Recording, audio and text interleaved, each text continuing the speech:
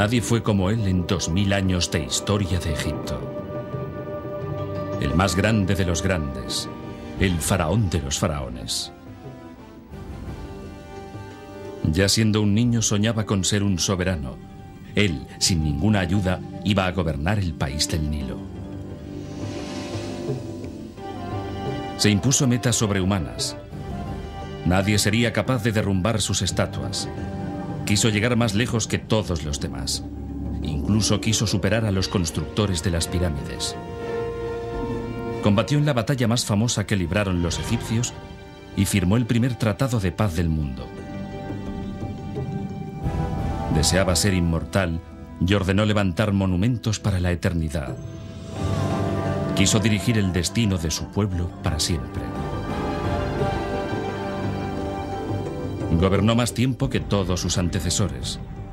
Hasta los 90 años no ocupó un sitio al lado de los dioses.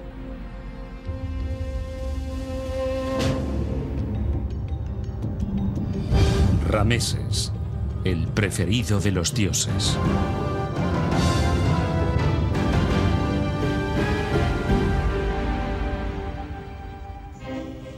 Su sueño de infancia se convirtió en realidad en el año 1289 antes de nuestra era. Tenía todo Egipto a sus pies. Era el señor de las dos coronas, el Horus de oro. Tuvo una larga vida y consiguió grandes triunfos. Fue rey del Alto y del Bajo Egipto.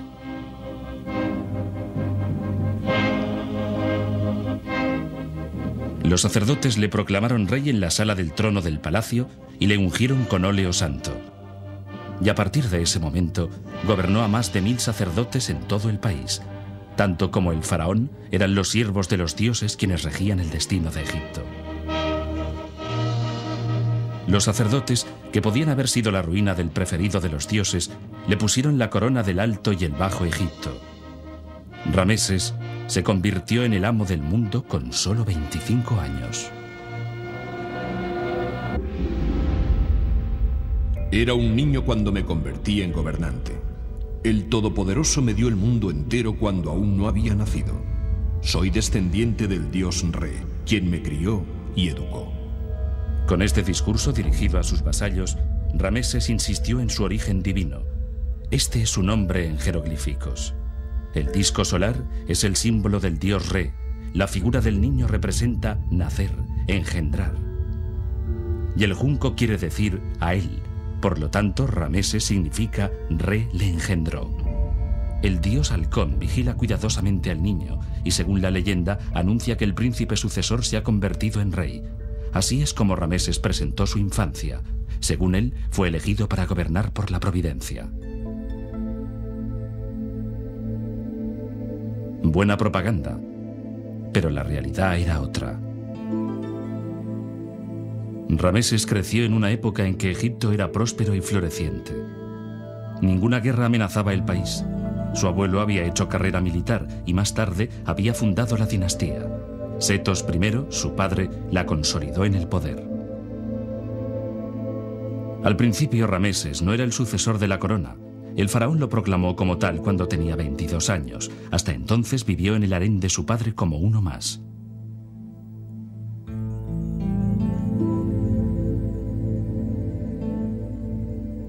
Pero el niño solo soñaba con llegar a ostentar algún día el poder sobre Egipto y, como el halcón, sobrevolar el país del Nilo para protegerlo.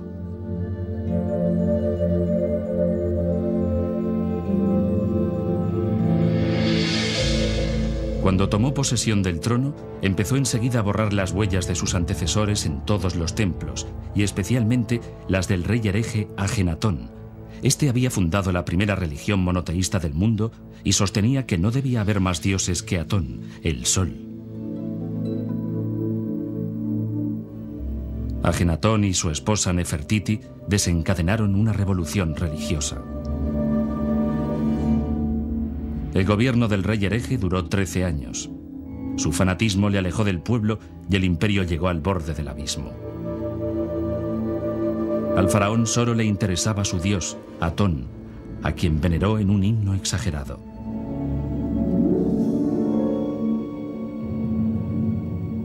Antes de mudarse a la nueva capital, Tel el Amarna, Ajenatón derrumbó las estatuas del dios imperial Amón, cerró el templo de Karnak y dispersó a los sacerdotes. Destruyó miles de metros cúbicos de venerables construcciones de piedra. Después de la temprana muerte de Ajenatón, la calma volvió rápidamente. Amón y los sacerdotes regresaron. ¿Cómo hubiera podido sobrevivir un culto que robó el poder de los siervos de Dios? En aquel entonces, su templo en Karnak ya había sido durante casi 1000 años el centro religioso del país. Setos I empezó la restauración del conjunto. Pero fue Rameses quien llevó a cabo un plan de construcción gigantesco que posteriormente no fue superado por ningún otro faraón.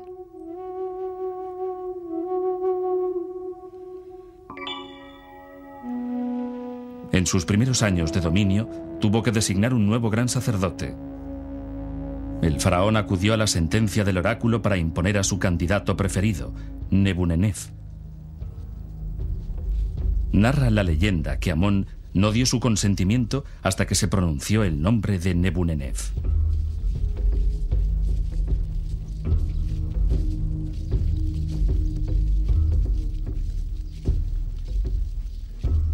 Antes de su designación, Nebunenef no era sacerdote de Amón y no pertenecía al templo de Karnak. Seguramente Rameses se creó muchos enemigos con ello. El elegido ordenó esculpir las palabras de bienvenida en las paredes de su tumba. Debes ser el primer profeta de Dios, y bajo tu sello deberán estar su tesoro y su almacén. Debes convertirte en la voz principal de su templo, y bajo tu mando deben estar todos sus tesoros. Tan solo con la culminación de la gran sala de Karnak, Rameses se hizo inmortal. Un bosque de 134 columnas y de 15 metros de altura. Una arquitectura que no parece ser obra del ser humano. Pero eso no fue todo. Este faraón estuvo dominado por un frenesí constructivo. Llenó el país de templos. Partiendo de la antigua capital, Memphis, y a lo largo de más de 1000 kilómetros Nilo arriba, en todas partes amplió y construyó lugares sagrados.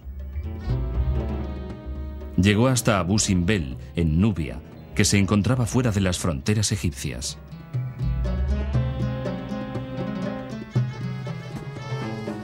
Los cultivos de cereales se extendían a lo largo del Nilo. El granero del Próximo Oriente no solo alimentaba a la población del país. Más de una vez, la abundancia de las cosechas egipcias también salvó vidas humanas en los estados vecinos. Si la inundación anual llegaba puntualmente, los campesinos podían transportar el agua a campos situados a un nivel superior y así ampliar la tierra cultivable. Las inundaciones llenaban los campos de limo nutritivo, un abono natural que aseguraba entre 3 y 4 cosechas al año. Pero si la inundación faltaba durante varios años seguidos, se vaciaban los graneros y la población pasaba hambre. Los egipcios también utilizaban el limo del Nilo para fabricar adobes para sus casas. La masa húmeda se secaba rápidamente al sol. Incluso los palacios de la gente importante se construían con este material perecedero. La piedra se reservaba para los monumentos que debían ser eternos: los templos, las estatuas y las tumbas de los faraones. Tan solo para la pirámide de Kéope se tallaron 2 millones de bloques. Pero Rameses se había propuesto superar la fama de los constructores de estos monumentos gigantescos. Y de hecho, las generaciones posteriores le llamaron el Grande. Como dictaba la tradición, de niño se adiestró en el uso de las armas, pero la fama de general invencible se la atribuyó él mismo. Imágenes de prisioneros de guerra grabadas en los muros de los templos escenifican triunfos y conquistas. Cuando Rameses tomó el poder, los pueblos vecinos de Egipto tuvieron que pagar tributos. Solo al norte de Palestina quedó un pequeño estado sin ser sometido. La guerra se desarrolló con éxito. Los soldados veneraron al soberano llamándole protector de Egipto y domador de los extranjeros. Después atacó a los hititas. Desde hacía varias generaciones, los egipcios mantenían un conflicto militar con estos. En el 5.º año de su dominio, el joven faraón quiso expulsar de una vez por todas al odiado enemigo del Próximo Oriente. Rameses salió de Menfis con 4 divisiones y 20.000 hombres. Los 5.000 carros de combate eran la columna vertebral del ejército. Estos carros, tirados por caballos, tenían 2 ruedas y eran muy rápidos. Su dotación estaba formada por el conductor, que también sostenía el escudo, y por un luchador. Cerca de la ciudad de Kadesh, en la Siria actual, tuvo lugar la famosa batalla que está descrita en documentos de ambas partes. Todo un espectáculo. Por primera vez, un rey egipcio y otro hitita se enfrentaban cara a cara. Les vencí a todos yo solo, pues mi infantería y los carros de combate me habían abandonado. Así consta en el informe del faraón. Aunque hay que decir que Rameses no estuvo completamente solo, es cierto que luchó ambiciosamente con pocos hombres contra la supremacía del enemigo. Mubatali, el legendario rey hitita, tendió una emboscada a Rameses y lo separó del resto de su ejército. Pero en el último momento, las tropas egipcias avanzaron y liberaron a su faraón ileso. Ante el peligro de una nueva ofensiva del ejército de Mubatali, que tenía el doble de hombres, los egipcios retrocedieron. Rameses, mediante una propaganda sin precedentes, convirtió la derrota en victoria. Ordenó esculpir la batalla en numerosos templos, presentándose a sí mismo como el gran vencedor. Según la idea que se tenía en aquel entonces, era imprescindible que el faraón derrotara al enemigo. Al menos salvó a su ejército de la total destrucción mediante su intuición política. Años más tarde, firmó con los hititas el primer tratado de paz de la historia, y como gran diplomático que era, se casó con una hija del rey. Así lo hizo constar en su templo funerario, el Rameseo. Una vez libre de las cargas bélicas, Rameses se entregó a su afición por los monumentos. ¿Fue también el faraón del Éxodo, de la salida de los israelitas de Egipto? El Antiguo Testamento habla de las tribus de Israel que décadas atrás habían emigrado a Egipto. Entonces un nuevo rey gobernó en Egipto, y dijo así: «Sabed que el pueblo de Israel es más grande y más fuerte que nosotros. Debemos controlarlo con inteligencia». Y designaron tiranos que los sometieron a trabajos forzados. De esta forma construyeron las ciudades de Pitón y Rameses para el faraón. El faraón construyó en el delta del Nilo la ciudad de Pi-Rameses, con el fin de convertirla en sede de su gobierno, una ciudad magnífica que sustituyó a Menfis como capital. ¿Fueron sus soldados los que se hundieron con sus carros de combate en el Mar Rojo cuando perseguían a los israelitas? ¿Fue el gran Rameses quien negoció con el Moisés de la Biblia? La única vez que el nombre de Israel aparece en los textos egipcios no aclara la fecha del Éxodo. En esta estela, Minepta, hijo y sucesor de Rameses, glorificó sus triunfos sobre Libia y Gaza. Más abajo se puede leer: Israel está en barbecho y no tiene grano. Por lo tanto, había una tribu llamada Israel que vivía en aquel entonces en Palestina. Queda sin aclarar si eran los que se refugiaron en el país del Nilo. Rameses el Grande se denominaba gobernante divino.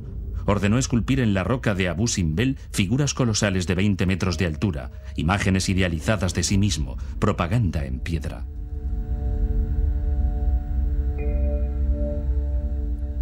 Pero ello no era suficiente.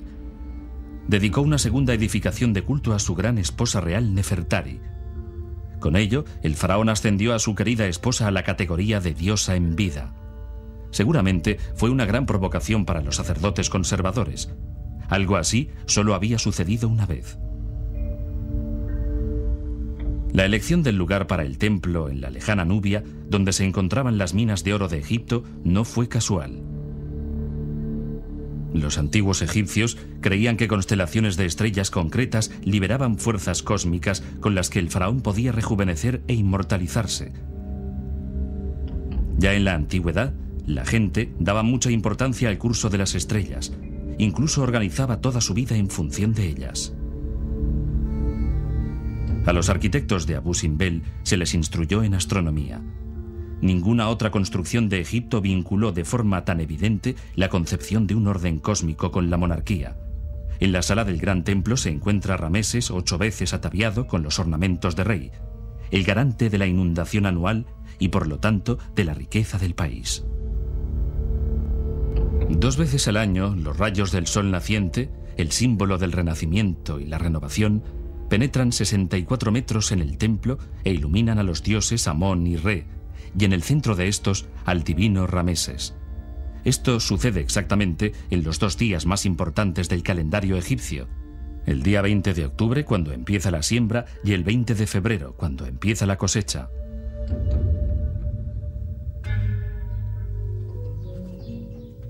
Sea en Abu Simbel, en Karnak o en otros templos del país, en todos los sitios un gran número de sacerdotes trabajaron en nombre de los dioses y de su faraón. También a él se le veneraba como a un dios que provisionalmente gobernaba el país y que luego, después de la muerte, regresaría al paraíso. Por lo tanto, el gobernante mantuvo una relación exclusiva con todos los demás dioses. Siendo su primer sacerdote, tuvo que asegurarse el favor de los dioses mediante ceremonias sagradas y sacrificios de incienso, comida y bebida. De hecho, el faraón delegó en cada uno de los templos sus funciones a un elegido a quien él podía nombrar y también destituir. En Karnak, Rameses se había decidido por Nebunenef. Este, el sacerdote de más alto grado, el primer profeta de Amón, era el lugarteniente del rey en cuestiones de culto. Tenía el mando sobre cientos de sacerdotes y miles de funcionarios organizados en estricta jerarquía. En los templos había mucho trabajo. Ceremonias rituales 3 veces al día, pero también se debían limpiar y conservar los edificios y administrar los bienes. Con los ingresos pagaban a los empleados. El servicio en el templo era reconocido como un trabajo bien pagado. Todos los sacerdotes debían cumplir con las reglas de la pureza espiritual mediante purificaciones en el lago sagrado y afeitado de todo el cuerpo. Debían llevar ropa de lino y sandalias y obedecer a reglas muy rígidas. Pero no se forzaba a los hombres santos a vivir aislados de otras personas, aunque el gran sacerdote apenas se dejaba ver fuera de las murallas de su templo.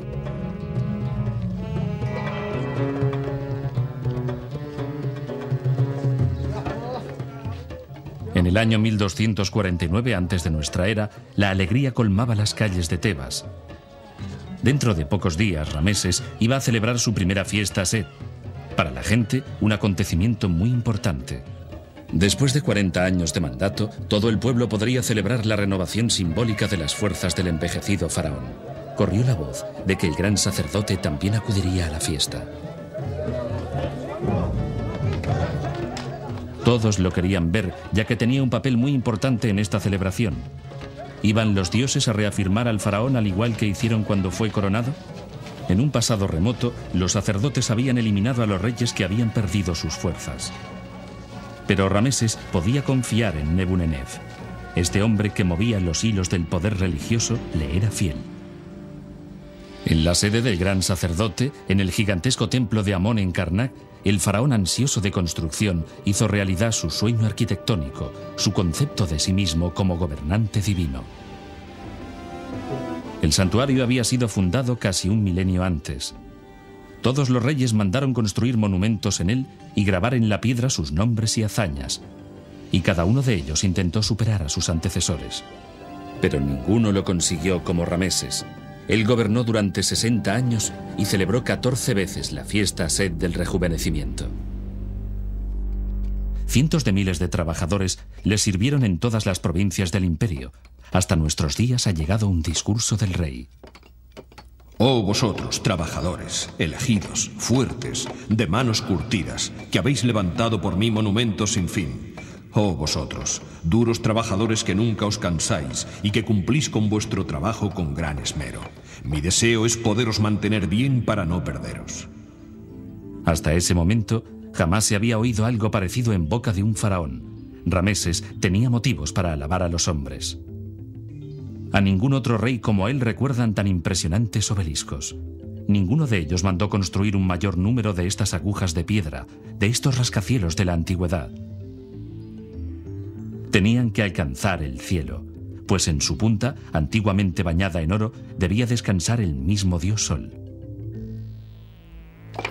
Un solo obelisco requería más de 1000 toneladas de granito de las canteras de Asuán.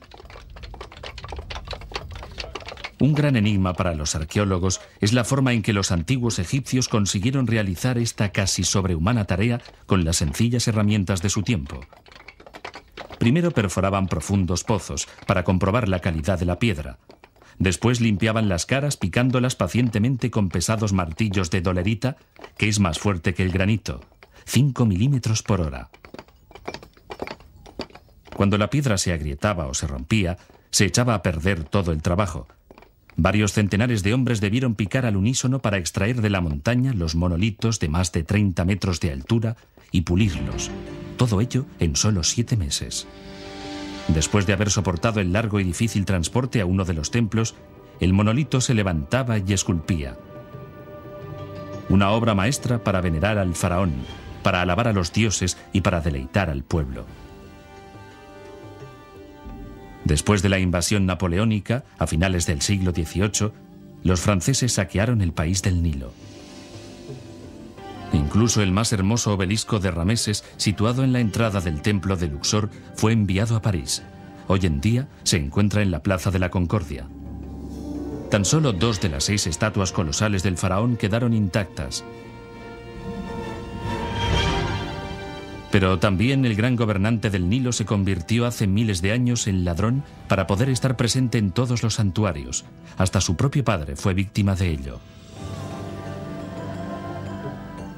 Rameses hizo lo mismo que sus antecesores, usurpó sus monumentos, es decir, tomó posesión de ellos. Para hacerlo, envió a sus artesanos a todos los rincones del país con la orden de borrar los antiguos nombres y poner el suyo en su lugar. Para ello, se vieron obligados a aprender una nueva técnica. Hasta ese momento, los jeroglíficos sobresalían de la superficie formando un bajorrelieve. Ahora, los signos se esculpían en la piedra profundizando en ella. Este tipo de relieve, denominado hueco o inciso, era mucho más fácil de elaborar que el bajorrelieve. Así, en poco tiempo, Rameses dejó su sello en todo el imperio. Su ambición aumentó desmesuradamente. El faraón quería sobrevivir en el tiempo a través de sus monumentos. Precisamente, el cambio en la técnica de elaboración de los relieves muestra al observador experto los casos de usurpación, ya que a menudo quedaron, debido a la prisa, fragmentos de antiguos nombres y títulos reales. Los artesanos estaban desbordados y el faraón no siempre descubría en sus inspecciones todos los fallos. Para él solo contaba una cosa: su nombre debía ser inmortal. Desde la ciudad de Pi Rameses se extendían sus monumentos a todo lo largo del Nilo, como perlas en un collar. Cabe decir que en la misma medida en la que el insaciable rey aumentaba su fama construyendo cada vez más templos, también se ampliaba el poder de los sacerdotes que administraban el patrimonio sagrado.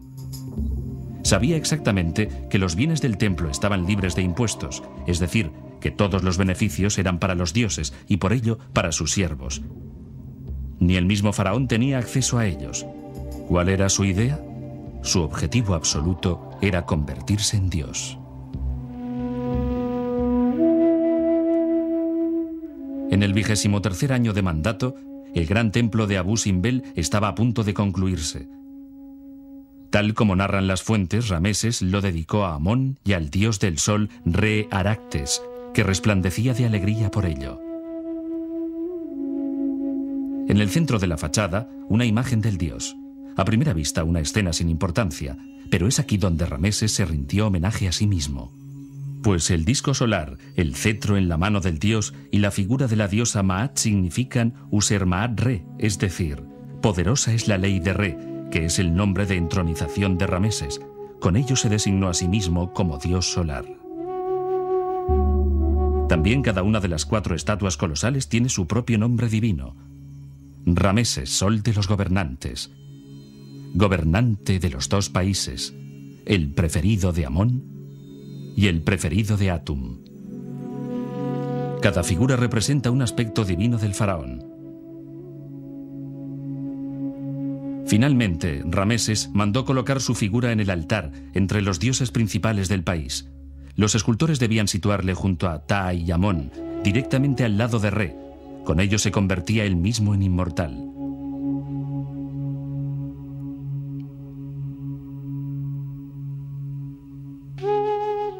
En las paredes del templo se representaron sus primeros 45 hijos legítimos. El soberano quería cubrir también a su familia con su gloria.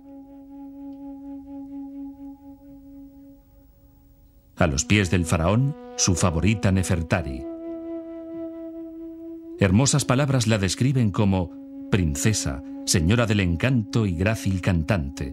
Todo lo que pida se le concederá. Ella no era tan solo una de las 7 principales esposas del rey, sino indiscutiblemente su preferida. En el harén de su esposo vivían las más hermosas damas de Egipto e hijas de príncipes extranjeros.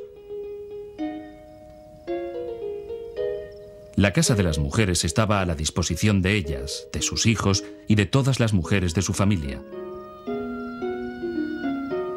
Las mujeres secundarias solo aparecían en público cuando daban a luz al sucesor al trono o eran llevadas al tribunal por conspiración.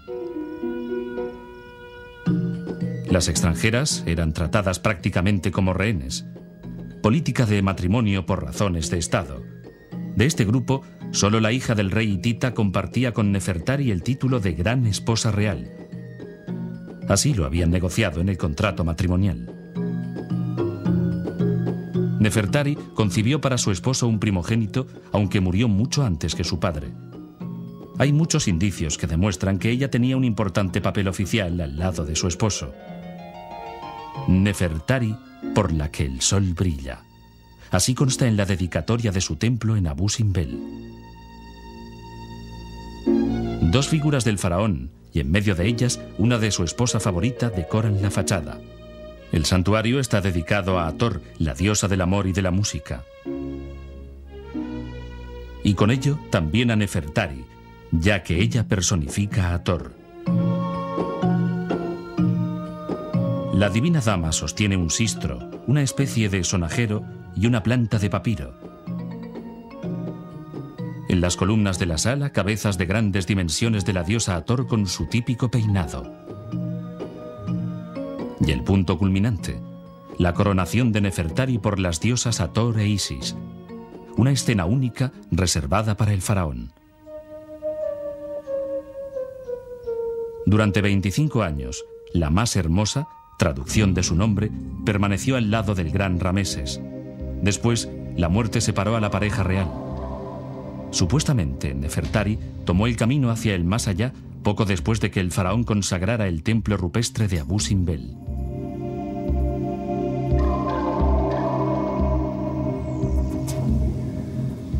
Antes de poder darle sepultura, el cadáver debe ser preparado para la eternidad. Para ello, se precisan muchas sustancias olorosas y de conservación. Según creían los antiguos egipcios, solo con un cuerpo intacto se podía sobrevivir en el más allá. En el transcurso de los siglos se convirtieron en maestros de la momificación. Este laborioso y costoso proceso era llevado a cabo por expertos embalsamadores. Existían unas reglas muy estrictas. Primeramente, limpiaban al muerto y luego, a través de un pequeño corte, extraían los intestinos y los órganos internos de la cavidad abdominal. Se limpiaban, secaban e introducían en recipientes especiales. A veces se volvían a colocar en el cuerpo.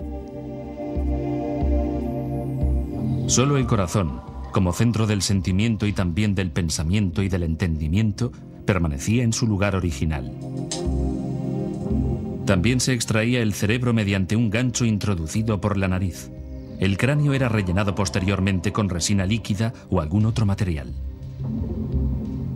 Entonces se iniciaba el proceso más importante, la deshidratación.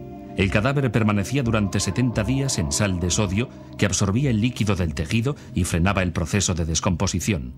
Finalmente, se untaba el cuerpo con sustancias olorosas muy costosas y se vendaba con finas gasas de lino. El corazón debía ser ligero como una pluma para entrar en el más allá. Se debían justificar todos los hechos en el juicio final. Anubis, con cabeza de chacal, guardián del mundo subterráneo y dios de los embalsamadores, comparaba el peso del corazón con el de la pluma de la verdad. Había de ser ligero como un plumón y no podía tener ni el peso del más mínimo pecado. Si la balanza no se equilibraba, una bestia devoraba el corazón. Al pecador solo le quedaba la muerte eterna, mientras que al justo le esperaba la vida en el más allá. Con la máscara de Anubis, Rameses acompañó a su querida esposa.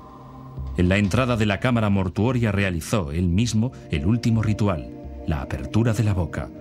Tocando los órganos sensoriales y quemando incienso, se devolvía simbólicamente el cadáver a la vida. En su tumba, los artistas retuvieron este momento para siempre. Nefertari podía volver a comer, beber y hablar. Este acto sagrado la devolvía a la vida, condición para la existencia en el más allá.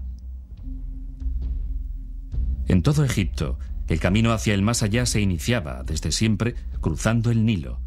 Este separaba el reino de los vivos al este y el de los muertos al oeste. La procesión se desarrollaba según estrictas reglas. Solo después de haber cumplido exactamente con todos los ritos del entierro, el difunto podía entrar en el reino de los muertos. Bienaventurada seas, bienaventurada seas. Queda en paz, hacia el oeste, hacia el oeste. Los sacerdotes recitaban incesantemente el saludo de bienvenida de Osiris. El señor del más allá otorgaba la continuación de la vida después de la muerte. Debes dirigirte río abajo en la barca de la noche y debes ir corriente arriba en la barca de la mañana. Que Osiris te conceda millones de años. Al igual que el hombre era enterrado al final de su vida en el oeste, así desaparecía al atardecer el anciano dios solar Re a través de la puerta del horizonte occidental en el reino de los muertos. Allí se reunía con Osiris.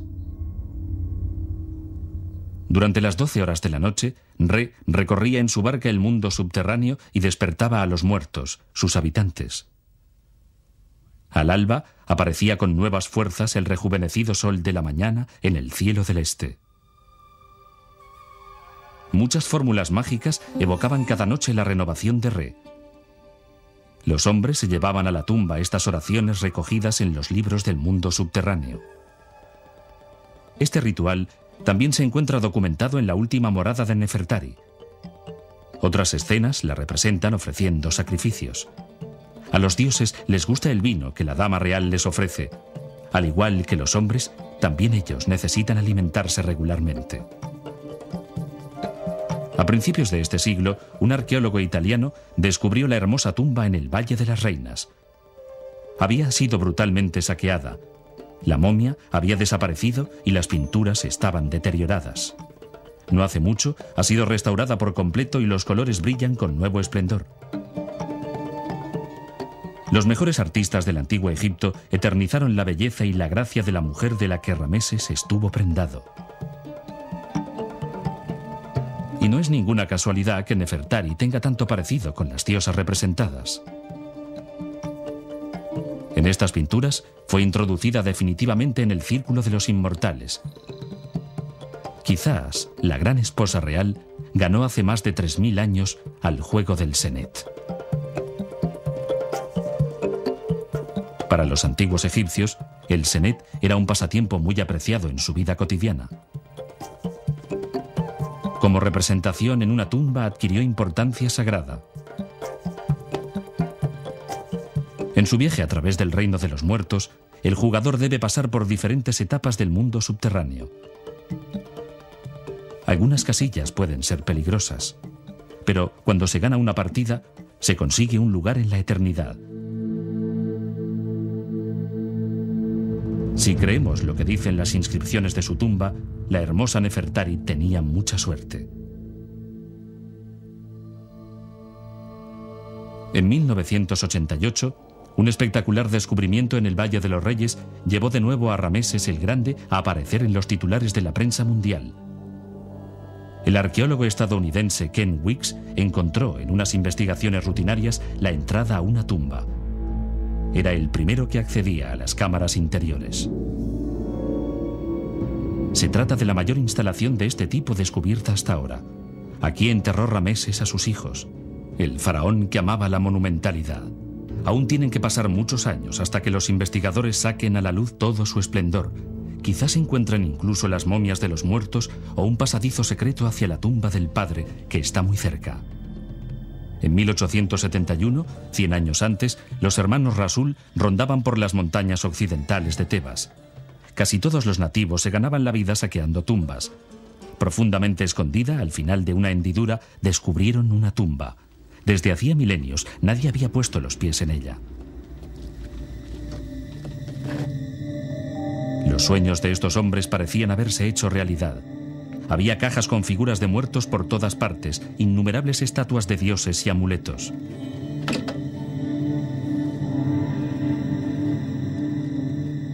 En el centellear de la luz vislumbraron varios sarcófagos. Los Rasul sabían que no habían entrado en una tumba normal. Era algo especial. Había demasiadas alhajas de valor, demasiados sarcófagos diferentes, demasiadas momias juntas. Los hermanos decidieron no compartir con nadie este fabuloso tesoro. No comentaron el hallazgo ni a sus vecinos. La familia guardó durante años el secreto. Solo cuando necesitaban dinero, iban a la montaña y cogían alguna pieza del escondite. Aún no había llegado la época del turismo masivo, pero en aquellos tiempos ya había muchos viajeros interesados por el arte que visitaban el país del Nilo. Los dos hermanos vendían, uno tras otro, muchos objetos de gran valor a precios irrisorios. Y los viajeros se los llevaban a su país como recuerdo. Era un gran negocio. Al aparecer cada vez más joyas y objetos funerarios en América y Europa, los arqueólogos empezaron a preguntarse por el origen de unas piezas tan extraordinarias. Casi ninguno de los compradores sabía que había adquirido verdaderas antigüedades de varios miles de años. La pista llevó hasta Gurna, un pequeño pueblo en la orilla oeste del Nilo, cerca del Valle de los Reyes.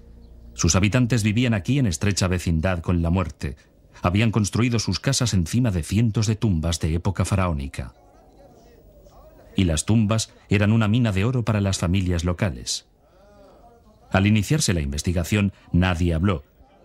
Todos buscaban subterfugios. La policía sospechaba desde el principio de los Rasul. Se les amenazó con largas penas de prisión y se les interrogó duramente, pero ni así consiguieron sacarles ninguna información. Se les presentaron pruebas. ¿De dónde procedían estas joyas? Mohamed Rasul fue cediendo a los duros interrogatorios.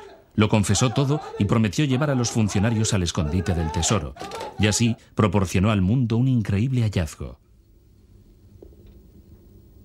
Algunos científicos acompañaron a la policía. Ante la sorpresa de todos, el acusado no condujo al grupo hacia el Valle de los Reyes, sino más allá, hacia las rocas. Cuando los hombres entraron en la estrecha cueva, creyeron estar soñando.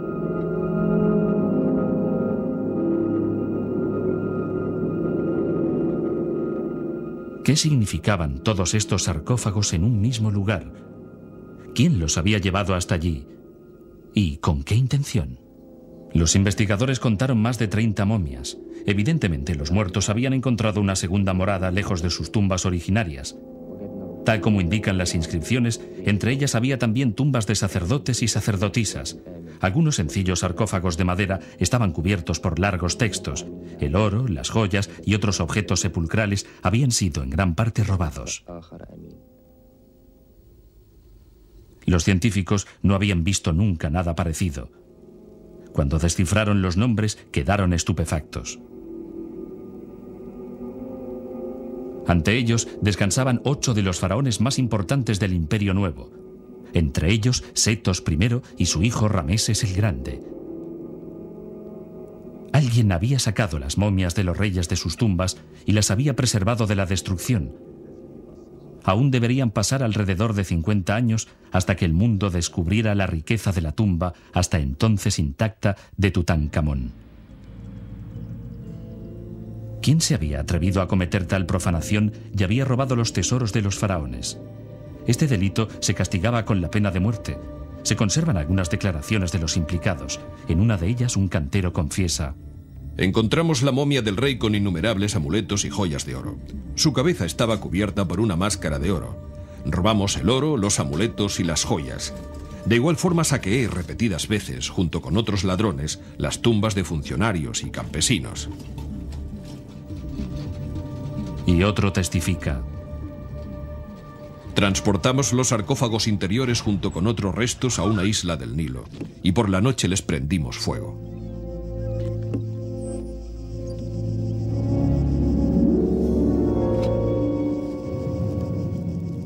No podemos ni imaginar cuántos tesoros insustituibles ha perdido la humanidad de este modo. Gran cantidad de piezas de oro, amuletos, pulseras y anillos fueron destruidos violentamente por los ladrones. Extraían sin escrúpulos las piedras preciosas de las joyas ricamente trabajadas. Fundían el oro y lo vendían en el mercado.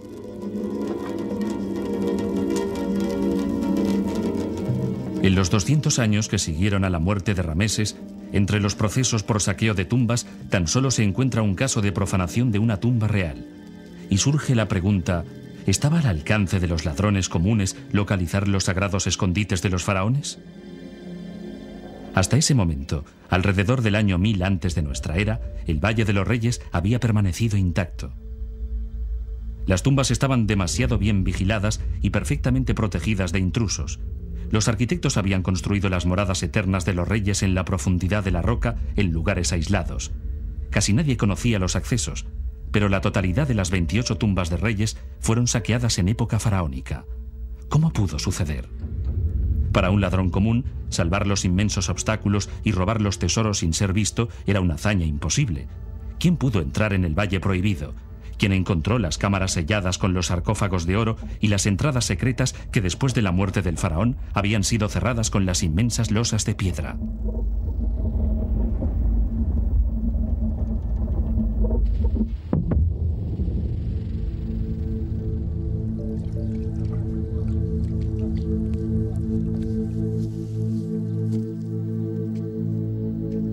Solo los miembros de cierta clase social tenían derecho a entrar en el lugar sagrado. Solo ellos conocían los verdaderos escondites y sabían el valor de los objetos funerarios. Y solo ellos tenían tan pocos escrúpulos como para aprovecharse de este conocimiento: los propios sacerdotes. Un informe de época tardía, posterior a la dinastía ramésida, anuncia que las ricas minas de oro de Nubia se han agotado y que la hacienda estatal está al borde de la ruina. Había llegado la bancarrota. Unas cartas dirigidas por un general a su fiel escriba en el año 800 antes de nuestra era revelan su terrible sospecha.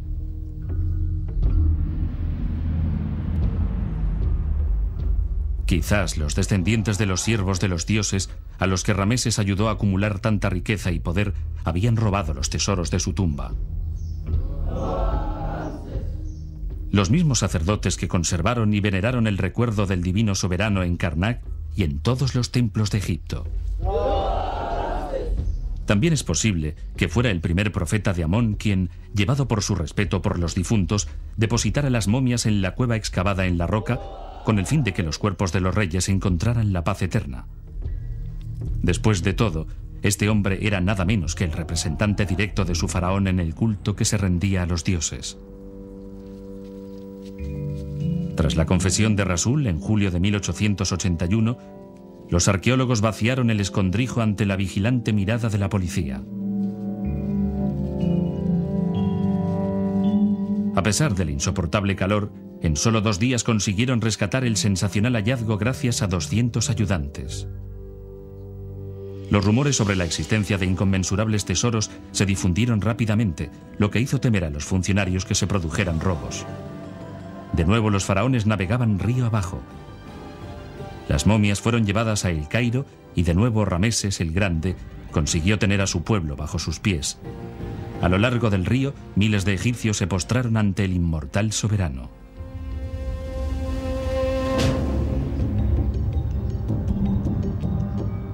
Casi un siglo más tarde, el infatigable Rameses emprendió un viaje al extranjero. Un viaje extraordinario. Los investigadores franceses querían arrancarle su último secreto, y esto significaba someterlo a cuidados médicos. Un saludo de honor en una base militar en París. Su Majestad ha llegado en avión y es recibido adecuadamente. No cabe duda de que al gran maestro de la propaganda política le hubiera encantado esta publicidad, una recepción real para el legendario dirigente. En 1977, la momia fue examinada y tratada en un laboratorio especialmente preparado para ello. Lo que 3000 años de sueño en el desierto no habían conseguido, lo hizo en poco tiempo el húmedo aire del museo. El cadáver estaba infestado por 89 tipos de hongos altamente tóxicos. La terapia consistió en 9 horas de radiación de cobalto, y este fue el diagnóstico. A Rameses le costaría andar, tenía la columna vertebral soldada. Los embalsamadores habían devuelto el corazón a la cavidad pectoral y el cráneo había sido rellenado con cera.